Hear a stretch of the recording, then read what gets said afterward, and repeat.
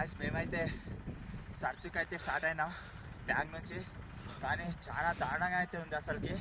Road మొత్తం స్నోతో అయితే కప్పిపోయింది. ఇట్లా ఒక ఫీట్ వరకు అయితే ఈజీగా ఉంది.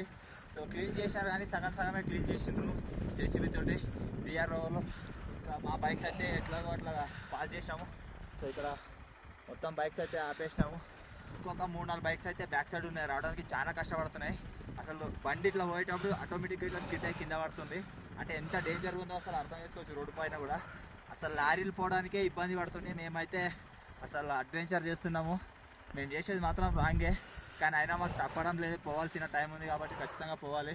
ఇంకా ముందు కూడా చాలా ఉంది. మ్యాక్సిమం ఇంకా ఒక 1 కిలోమీటర్ దగ్గర అయితే ఉంది. ఇక్కడ చూసుకోవచ్చు కానీ ఎట్లా పేరుకోపోతుంది లోపలికైతే. మొత్తానికి ఇంత అయితే మంచు మాత్రం దారుణంగా ఉంది అసలుకి. అడ్వెంచర్ ఉంది లడాక్ రైడ్లో మాత్రం.